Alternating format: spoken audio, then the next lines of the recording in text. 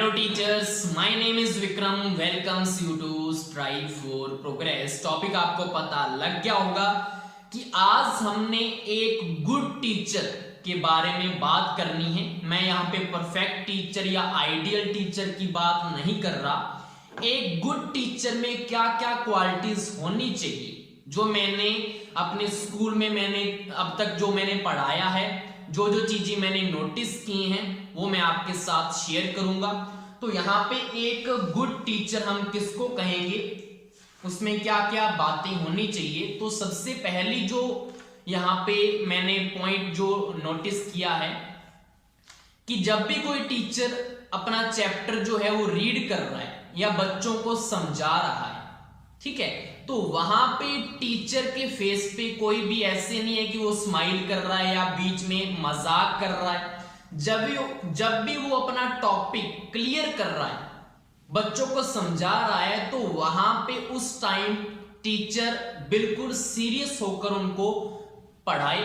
अपना सारा का सारा फोकस वो किसके ऊपर रखे, अपने टॉपिक के ऊपर, ठीक है। उसका ध्यान जो है वो बाहर किसी बात के ऊपर नहीं जाना चाहिए उस टाइम जब वो अपना टॉपिक क्लियर करवा रहा है। दूसरी बात, बच्चों के साथ थोड़ा बहुत किसी बात पर हमने मजाक भी करना है, उनको हंसाना भी है।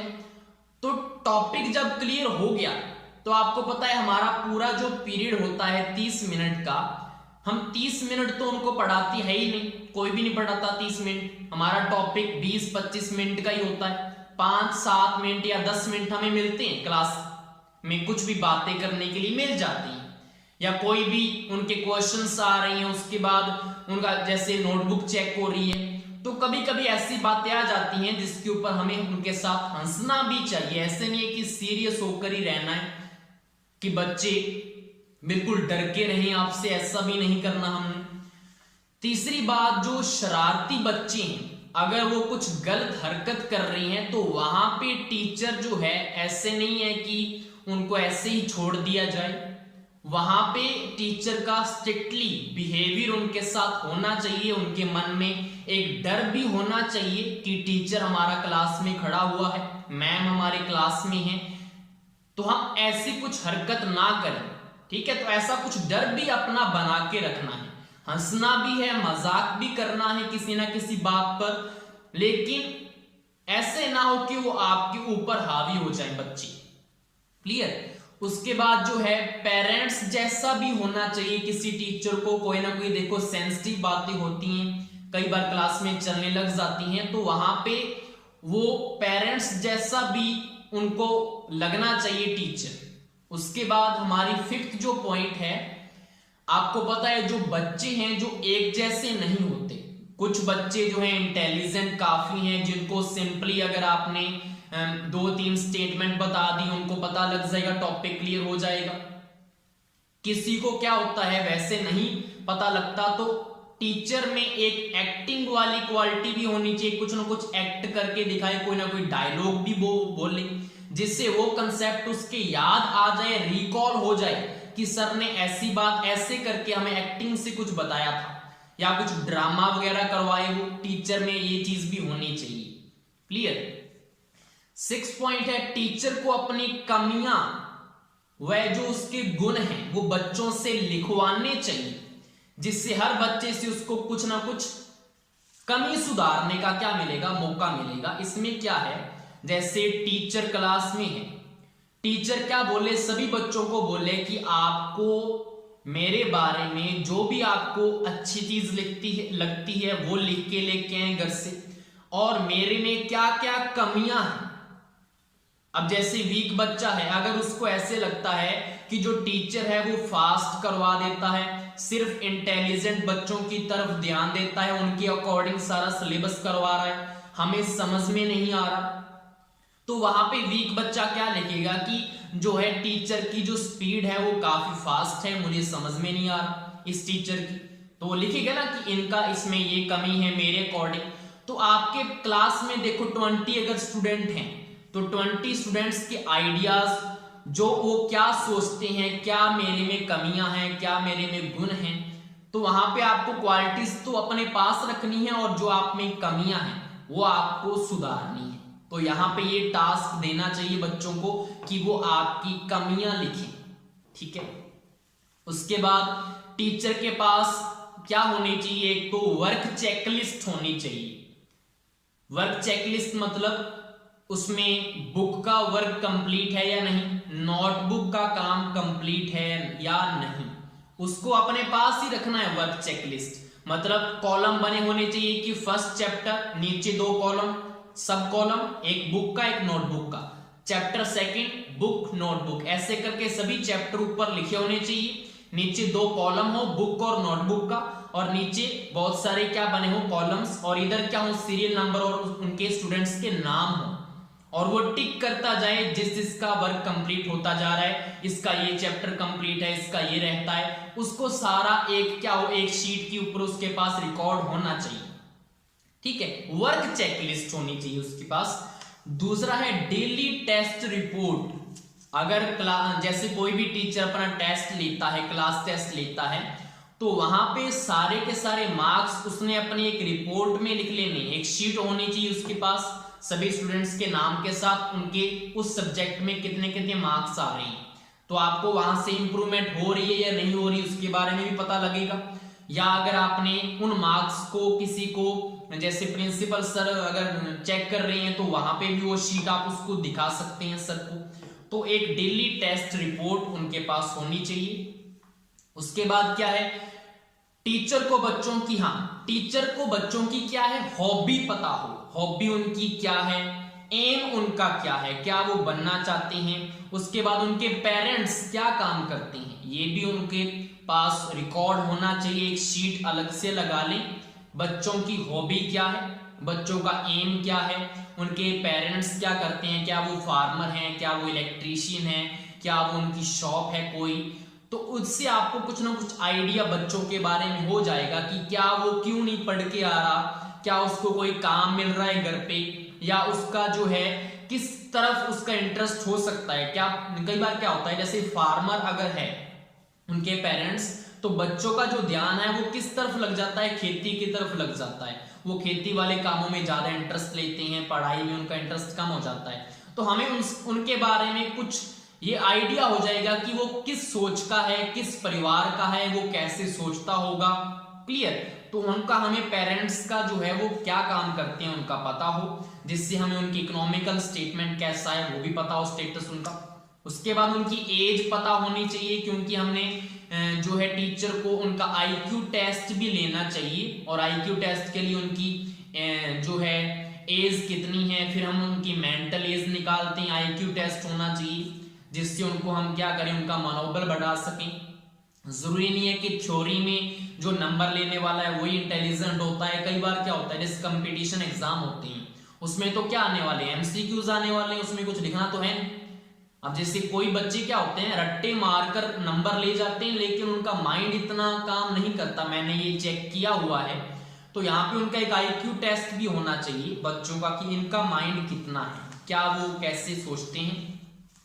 उसके बाद हमारा 9th पॉइंट है, टीचर को उनका एक पर्सनैलिटी टेस्ट भी लेना चाहिए कि वो किस व्यक्तित्व का जो बच्चा है उनका। अब इसमें क्या होते हैं 3 हम टेस्ट ले सकते हैं। एक तो सेंटेंस टेस्ट, मेरे पास यहाँ पे 2-3 टेस्ट हैं, वो मैं आपको शो करूंगा एंड में, सेंटेंस टेस्ट क्या होता है। उसके बाद वर्ड टेस्ट उनका होना चाहिए, कुछ वर्ड्स लिखे होंगे वहां पे, उनके बारे में उनके क्या ख्याल है, जैसे माँ है, पापा है, ब्रदर है, बहन है, ये बहुत सारे कुछ मैंने वहां पे वर्ड्स लिखे हुए हैं जो मैं आपको यहाँ पे दिखाऊंगा। उसके बाद उनका ड्रीम टेस्ट, ये भी पर्सनैलिटी में आता है कि उन्होंने क्या ड्रीम जो है रात को जैसे सपना उनका क्या उन्होंने देखा, उसके बारे में अगर वो एक्सप्लेन करेंगे तो आपको उन बच्चों के बारे में पता लगेगा कि उसको बच्चे को किस चीज में इंटरेस्ट है, कैसी वो सोच का है, किस तरफ उसका जो है इंटरेस्ट है। मतलब हम जैसे सपना हम कौन सा लेते हैं, जो हम सोचते हैं कि मेरे पास ये होना चाहिए, या मेरे में ये कमी है, या मैंने ये चीज करनी है, तो सपना उसके अकॉर्डिंग ही आता है हमारा। तो वो ये 3 जो है वो पर्सनैलिटी टेस्ट हमें उनके लेने चाहिए। उसके बाद जो है टीचर को हर बच्चे का जो समझने का मेथड है, मतलब बच्चा कैसे समझता है, हर बच्चे का उसको क्या होना चाहिए, पता होना चाहिए। और वो उसको अपनी रिपोर्ट में क्या कर ले, नोट डाउन कर ले कि अगर कोई वीक स्टूडेंट है, अगर वो एलसीडी या एलईडी में अच्छे से समझ के अच्छे नंबर लेके आ रहा है, ऑरल टेस्ट में उसके नंबर अच्छे हैं, थ्योरी में नंबर कम है, प्रैक्टिकल में वो अच्छा परफॉर्म कर रहा है, तो ऐसे उनके बारे में हमें पता होना चाहिए कि वो किस मेथड से अच्छे से सीख सकता है। तो उसके लिए हमें एक पॉइंट वहां पे एक रिपोर्ट उनकी बनानी चाहिए कि ये बच्चा जो है इस टेस्ट में अच्छे से परफॉर्म करके आया था, लेकिन थ्योरी में इसके नंबर कम हैं, तो हमें इसको इस मेथड से ही आगे पढ़ाना चाहिए। उसके बाद हमारा 11th पॉइंट क्या है, टीचर का जो बिहेवियर है, इंपॉर्टेंट पॉइंट है। कई बार क्या होता है कि टीचर जो है वो, मैंने देखा है, नोटिस किया है मैंने, जो इंटेलिजेंट बच्चे होते हैं क्लास में, वो पहले ही पूछ लेता है टीचर कि जो है क्लास में जो है इंटेलिजेंट बच्चा कौन है, दूसरे बच्चे भी उनका नाम ले लेते हैं, सर इनके नंबर अच्छे आते हैं। तो वो टीचर क्या करता है, उस इंटेलिजेंट बच्चे की अच्छे से रिस्पेक्ट करेगा, उसका हर डाउट क्लियर करेगा, उसके साथ अच्छे से प्यार से बात करेगा, क्योंकि उसको भी पता है अगर इसके नंबर कम आए तो मुझसे पूछेंगे। और इसी चक्कर में वो जो वीक स्टूडेंट हैं उनके साथ अच्छा बिहेव नहीं करता। मैंने नोटिस किया हुआ है, जो वीक बच्चे हैं वो क्या होते हैं, वो मारपीट का हमेशा शिकार होते रहते हैं, चाहे गुस्सा किसी के ऊपर भी हो, निकलता किसके ऊपर है, वीक स्टूडेंट के ऊपर, क्योंकि वीक स्टूडेंट जो है वो आगे से कुछ बोलता भी नहीं है, क्योंकि उसके नंबर पहले से कम है, ना वो कुछ शिकायत करेगा उस टीचर की। और जो वीक स्टूडेंट है उनकी क्या करता है, टीचर इंसल्ट करता रहता है। तो ऐसा नहीं करना टीचर ने, ठीक है। अगर आप ऐसा कर रहे हैं तो आप टीचर नहीं है, फिर आप क्या कर रहे हैं, बस एक चापलूसी कर रहे हैं, एक टाइप से मैं बोल सकता हूं। इंटेलिजेंट बच्चों से अच्छे से बोल रहे हैं और वीक स्टूडेंट की अगर इंसल्ट कर रहे हैं तो वो मेरी नजर में टीचर नहीं है। तो यहाँ पे ये सही करना है आपने इस चीज को। उसके बाद जो 12th पॉइंट है वो क्या है, अगर कोई वीक स्टूडेंट है जो कई बार क्लास में अच्छी बात, हाँ ये भी अच्छा पॉइंट है, आपने सुनना है। कई बार क्या होता है, मैंने यहाँ पे 2-3 क्लासेस में नोटिस किया था, कई बार क्या होता है, थोड़ा सा अगर कोई कमजोर बच्चा है ना, अगर हमने कुछ क्वेश्चन पूछा तो कई बार क्या होते हैं, जो इंटेलिजेंट है या कोई एवरेज स्टूडेंट है वो उस क्वेश्चन का आंसर नहीं दे पाते। लेकिन कई बार क्या होता है, वीक स्टूडेंट कुछ ना कुछ ऐसे माइंड यूज करता है और उस क्वेश्चन का वो आंसर दे देता है, चाहे वो एक वर्ड ही बोले लेकिन वो ठीक होता है।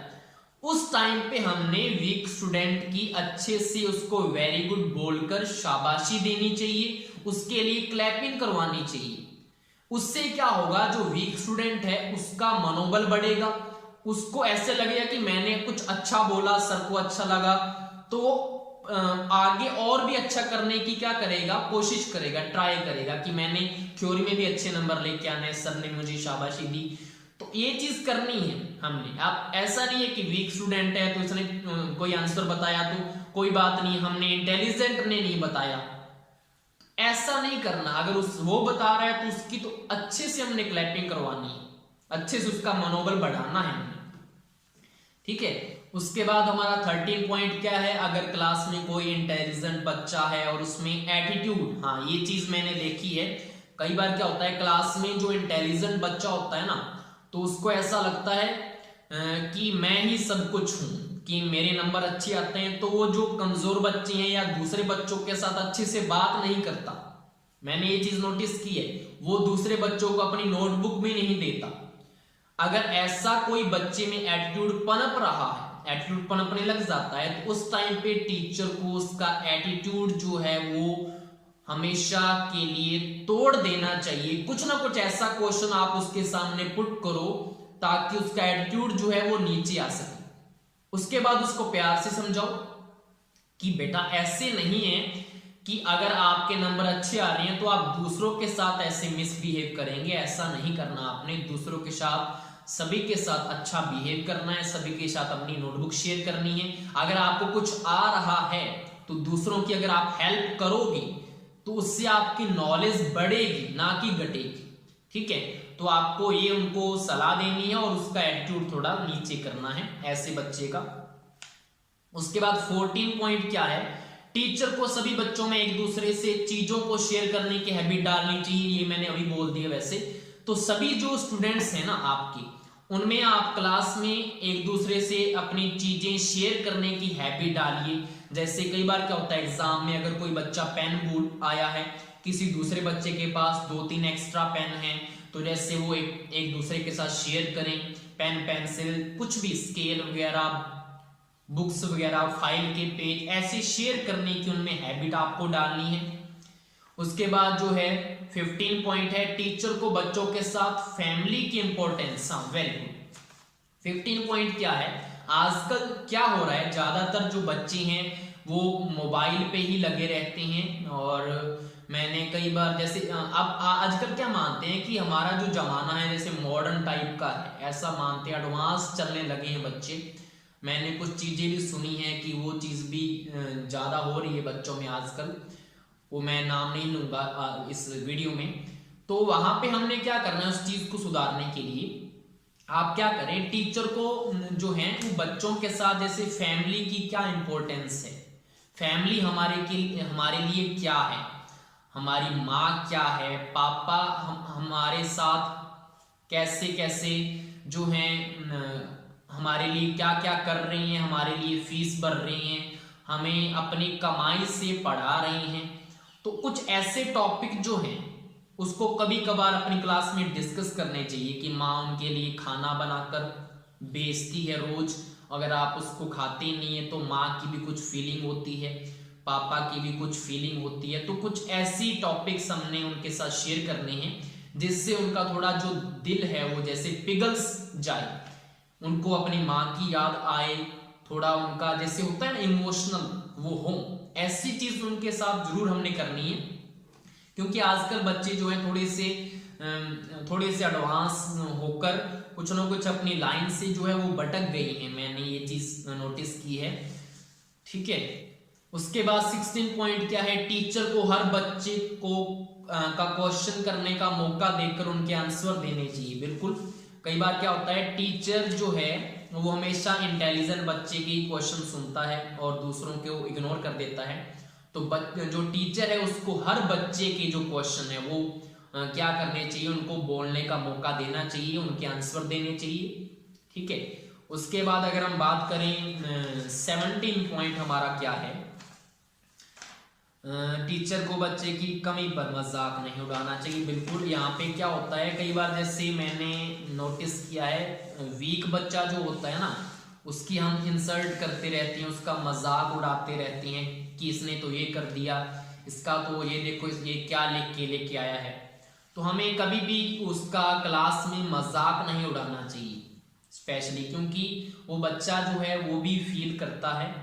क्योंकि आप भी कभी जैसे बच्चे थे तो आपने भी वो चीज़ फील की होगी, अगर किसी टीचर ने आपका अगर मजाक उड़ाया है, जैसे मजाक बना दिया आपका। अब आपको भी पता है कि अगर टीचर उसके ऊपर हंसता है या मजाक उड़ाता है उसका, तो सभी बच्चे भी उसके ऊपर हंसने लग जाते हैं। तो ऐसी चीज हमने नहीं करनी। ठीक है, बच्चे की कमी का मजाक नहीं उड़ाना हमने। मैंने जैसे सेकंड पॉइंट क्या बोला था कि हमने क्लास में कभी कभी मजाक भी करना चाहिए, हंसना चाहिए। हंसना, वो मजाक करना सभी बच्चों के साथ वो चीज अलग है, लेकिन अगर हम किसी एक बच्चे की कमी के ऊपर अगर उसका मजाक बना रहे हैं तो वो चीज गलत है, वो चीज हमने नहीं करनी। उसके बाद 18 पॉइंट क्या है हमारा, हाँ ये कई बार मैंने देखा है, जैसे कई बार क्या होता है स्टूडेंट इतना अच्छा क्वेश्चन पूछता है कि जो टीचर है उसको आंसर नहीं आ रहा होता, तो कई टीचर तो क्या करते हैं ऐसे बच्चों का भी मजाक बना देते हैं कि ये क्या क्वेश्चन है, ऐसा तो कोई तो क्या कर रहा है, ऐसा कुछ ऐसे क्वेश्चन करके वो ऐसे उनका क्या करेंगे टॉपिक और किसी तरफ ले जाएंगे और उनका मजाक बनाएंगे, क्योंकि उनको वो आंसर नहीं आ रहा होता। और वो ऐसे टीचर ना ये एक्सेप्ट करते हैं कि ये आंसर मुझे नहीं आ रहा बेटा, ऐसे नहीं बोलते वो सिर्फ उसका मजाक बना देंगे, दूसरे बच्चे उसके ऊपर हंसने लग जाएंगे और आगे से ऐसा बच्चा उससे कोई क्वेश्चन नहीं पूछेगा। ये टीचर कई करते हैं, जो टीचर है ही नहीं ऐसे टीचर को मैं मानता ही नहीं हूं। क्योंकि अगर आपको कोई क्वेश्चन नहीं आ रहा तो आप सिंपली बच्चे को बोल सकते हैं बेटा कि ये आंसर अच्छा क्वेश्चन है आपका, लेकिन मैंने इस बारे में अभी तक सुना नहीं है, मैं इसके ऊपर कुछ स्टडी करूंगा, कुछ पढ़ूंगा इसके ऊपर गूगल से या बुक से, फिर मैं आपको इसका आंसर दूंगा, क्योंकि अभी मुझे इसका आंसर नहीं आ रहा। अगर आपको ये चीज बोल सकते हो तो बोलते क्यों नहीं हो? आप ये बोल सकते हो ना कि आपको आंसर नहीं आ रहा, आप उसका मजाक बना देते हैं और फिर वो बच्चा आगे से क्वेश्चन नहीं पूछता। क्वेश्चन अच्छे होते हैं अगर आपको इतना ही है, बस ये एटीट्यूड ही होता है टीचर में कि मैंने एक्सेप्ट नहीं करना कि मुझे नहीं आता ये क्वेश्चन। एक्सेप्ट करेंगे तो आप आगे बढ़ेंगे। टीचर जो है उसका लेवल तभी ऊपर होगा जब वो एक्सेप्ट कर रहा है कि ये चीज मुझे नहीं आ रही, फिर वो घर पे जाके उस चीज को पढ़ेगा, फिर वो स्टूडेंट को उसका आंसर क्लियर करेगा, ठीक है, तभी वो अपनी जो है अपनी कमियों को दूर कर सकता है। अगर उसने ऐसा कर दिया कि मजाक बना दिया और वो घर पे आके वो क्या पढ़ेगा, उसको पता है वो आगे से बच्चा क्वेश्चन थोड़ी पूछेगा जब आपने उसका मजाक बना दिया। तो ये चीज नहीं होनी चाहिए।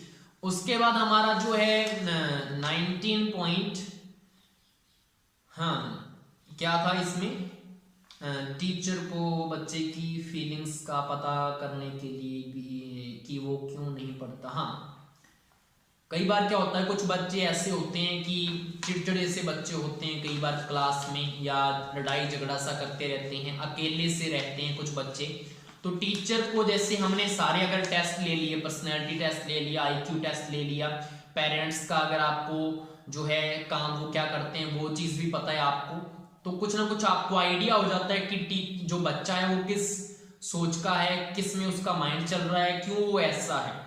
तो टीचर को बच्चे की जो फीलिंग्स हैं उसका पता होना चाहिए, कुछ ना कुछ वो उसके बारे में टेस्ट करता रहे कि बच्चा किस बात पे चिड़चिड़ा सा हो जाता है, बच्चा क्यों अकेला सा रहता है, किसी के साथ क्यों बात नहीं करता, अगर कोई इसको बुलाता है तो ऐसे र्यूडली से बोलता है या जो गुस्सा करता है छोटी छोटी बात के ऊपर। तो आपको उसकी फीलिंग्स जो हैं उसको समझने के लिए एक चाइल्ड साइकोलॉजी फैक्ट्स जो होते हैं उनके बेसिस पे कुछ क्वेश्चन करने चाहिए उस बच्चे से अकेले में, और उसे समझने का प्रयास करना चाहिए कि वो बच्चा क्यों ऐसे कर रहा है, क्यों ऐसा बिहेव उसका कैसा है, क्यों ऐसा वो बन चुका है। क्योंकि जो बच्चा होता है ना सारे, उनके ऊपर किसका इफेक्ट पड़ता है, या तो फैमिली का इफेक्ट पड़ेगा या उसके आसपास का एनवायरनमेंट कैसा है, सोसाइटी उसकी कैसी है, उसका इफेक्ट पड़ता है। और बच्चे जो हैं कई बार ऐसे चिड़चिड़े से या अकेले से रहने लग जाते हैं, तो उस चीज का हमें ख्याल रखना है। कुछ ना कुछ चाइल्ड साइकोलॉजी बुक्स के बेसिस के ऊपर कुछ क्वेश्चन करके उसको समझने का हमें कुछ प्रयास करना चाहिए। और लास्ट पॉइंट जो है इंपॉर्टेंट पॉइंट हमारा, टीचर को कभी भी हाँ ये अच्छा पॉइंट है, कई बार क्या होता है टीचर बिना बात के गुस्सा करता है। बिना बात के गुस्से का मतलब क्या है, मैंने देखा है कि कई टीचर क्या होते हैं, गुस्सा तो उनको किसी और बात पे होता है और सारा निकालते किसके ऊपर है, बच्चों के ऊपर।